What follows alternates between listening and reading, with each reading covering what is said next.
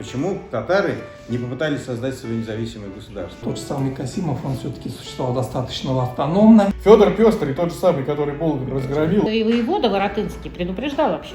В XVI веке служилые татары – это мощная сила. Сословие татарское здесь повыбили. Во-первых, в 1952 году были созданы две крупные территориальные единицы. Это Казанский уезд и Свияжский уезд, к которому там спустя какое-то время добавился Чебоксарский уезд. Понятно, что огромные территории и управление вот этой неосвоенной для русских территорий представляло большую проблему. То есть привлечение вот этих нерусских феодалов, так скажем, если ставить терминологию, оно было таким вынужденным шагом.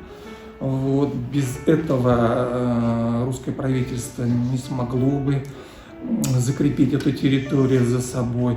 Вот поэтому оно как раз и стало одной из, так скажем, направлений политики царского правительства на завоеванных территориях, стало привлечение на свою сторону тех представителей феодальных верхушки нерусских народов, которые проявили лояльность. Если берем там присоединение Новгорода Великого, да, еще во время Ивана Третьего, там, или замерение Вятской земли, там ведь тоже выводы нелояльного населения были, которых угличанами потом заменяли лояльными. Или завоевание там Перми Великой, сейчас сердце Пармы вышло, да, на экраны.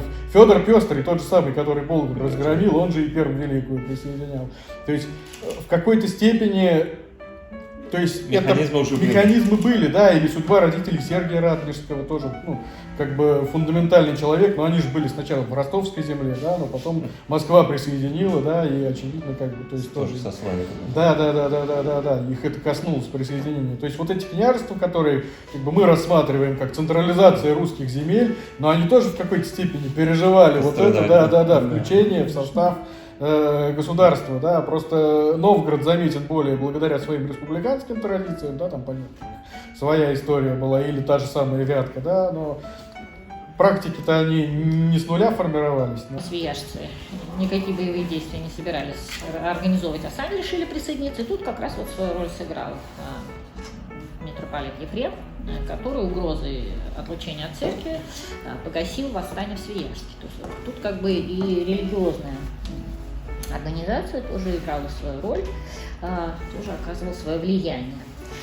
Вот. И, соответственно, значит,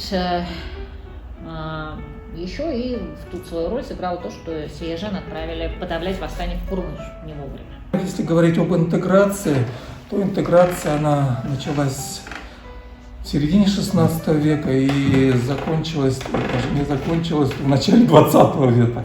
То есть это не одномоментный процесс был, а он как раз растянулся на многие десятилетия, даже столетия.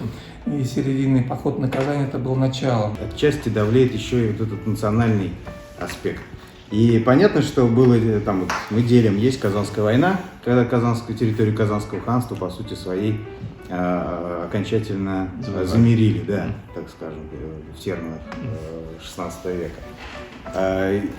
С другой стороны, вот если мы говорим о Среднем Поволжье, то вот эти Черемисские войны продолжались вплоть до 90-х годов. То есть говорить о том, что все территорию, то есть что мы завоевали, что государство прошло вот этот этап, что оно здесь замерило территорию за вот эти 5 лет, это, конечно, неправильно. Определенный опыт интеграции, конечно, был у русских правителей в лице того же самого Касимовского ханства, в лице финно-угорских народов, которые вошли в состав русских княжеств, а потом московского государства еще раньше. Как-то такой проблемы не было. Тот же самый Касимов, он все-таки существовал достаточно автономно, а в Казани изначально была принята на вооружение совсем другая тактика. Речь стояла о полной интеграции, ни о какой автономии речи не было. В XVI веке служилые татары – это мощная сила, и поэтому, вот как Айдар Алисович говорил, они сохранили и даже их как бы за счет других ясачных групп интегрировали. Но ситуация меняется в 17 веке, особенно во второй половине 17 века. Если проанализировать песцовое описание, мы видим, как поместья, наделы служилых татар сокращаются, принимают запретительные законы, чтобы, как, допустим, не иметь у татарской мусульманской православных христиан не имели. И мы видим тенденцию по сокращению, постоянному сокращению наделов. То есть там уже в 17 веке уже сплошь да, то есть сплошь мелкопоместные вот эти вот служилые группы остаются, крупных уже практически не остается. Те же самые марийцы, они на этапе, как военная демократия, понятие такое, да? Вождество. Да, немножко раньше. И, в принципе же, многие представители казанской аристократии еще до взятия Казани в Москве пребывали, да? То есть переход в Москву и пребывание там не было каким-то новшеством для них, да?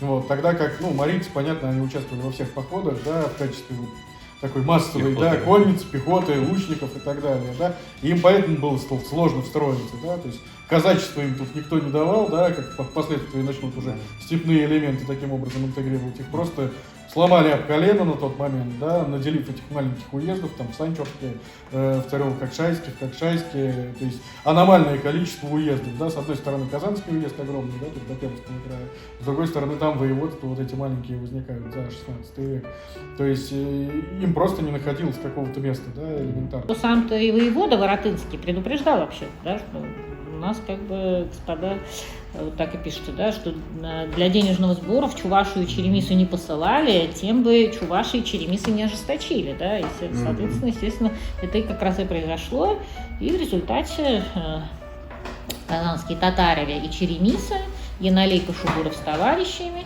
заворовали, голов стрелецких побили.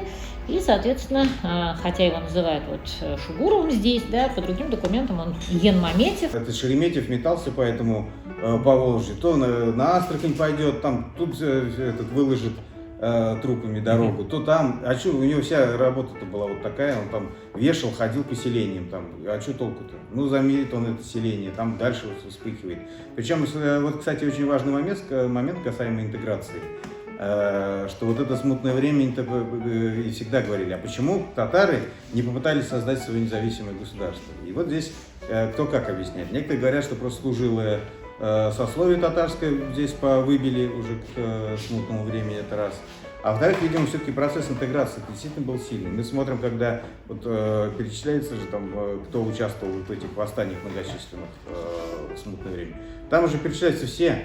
И стрельцы, и русские люди, татары, марийцы, чуваши, все. Если мы говорим о служилых татарах, вот территория Среднего Поволжья, это не только вот эти вот феодалы.